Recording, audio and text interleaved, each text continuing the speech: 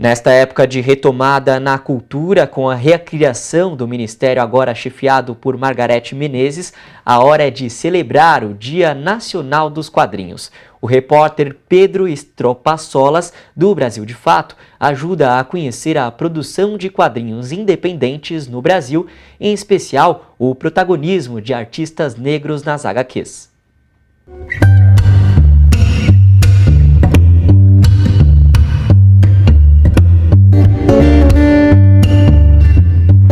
Para a gente pensar no quadrinho no Brasil,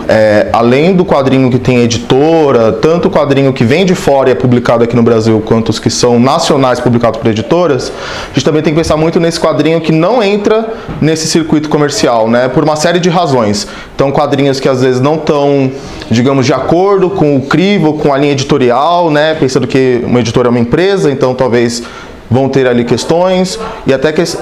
e também não dá para excluir questões dos próprios artistas, então pessoas negras, pessoas LGBTs, pessoas indígenas, pessoas não brancas, que por uma série de razões não acessam esses espaços historicamente, né? Pensando um pouco na história do quadrinho independente,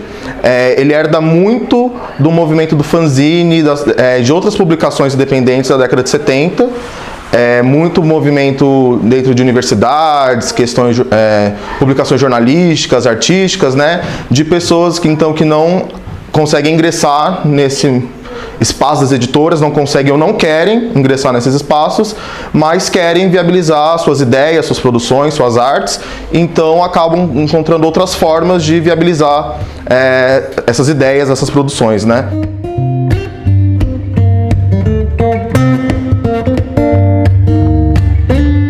Para entender a questão do artista negro no quadrinho, eu volto para entender o que é o artista negro no Brasil. Então eu me aproprio um pouco dessa discussão da figura do negro enquanto artista no Brasil, que por muitos anos, se a gente for pensar, por exemplo, no barroco brasileiro, né, com Aleijadinho e outros artistas, eles não eram vistos como artistas, e sim como artífices, como pessoas que faziam um mero serviço braçal,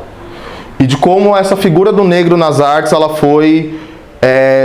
progredindo com muito custo, ainda muito mesmo o que caminhar, e entendendo esse percurso para entender então a figura do artista negro nas histórias em quadrinhos do Brasil, entendendo que o quadrinho ele herda todos esses acúmulos, todas essas dificuldades que essas pessoas negras enfrentam em outros campos, né? Então, se a gente for ver, por exemplo, quantos artistas negros têm trabalhos de porte nacional divulgados, quantos artistas negros são indicados a premiações de quadrinhos, quantos cânones do quadrinho nacional, tanto em obras quanto em artistas, são pessoas negras ou são produções de pessoas negras, qual é a proporção de temáticas negras abordadas e de pessoas negras produzindo, e também esse entendimento de que um artista negro não tem que falar sobre questões negras automaticamente, ele tem toda a sua complexidade, isso não é um rótulo automático, ele tem que seguir um caminho, assim como artistas LGBTs não precisam falar de temáticas LGBTs automaticamente.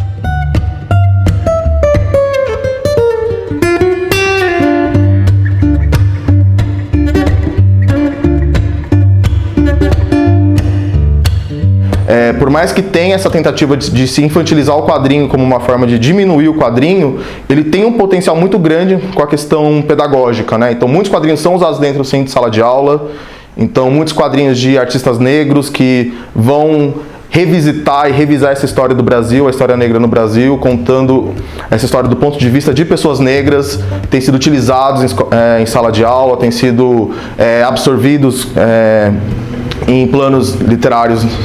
de livro paradidático, de livro didático. Então o quadrinho, como outras expressões artísticas, outras formas de comunicação, ele tem muito potencial, e por mais que tentem tirar essa importância, ele continua tendo essa importância que é recriada, que está sempre se renovando. Então é isso, a gente vai encontrar quadrinhos que vão falar de super-heróis, que vão falar de aventuras fantásticas, mas também tem quadrinhos biográficos, tem quadrinhos que vão ter um viés histórico, vão ter quadrinhos, o próprio jornalismo em quadrinhos, né?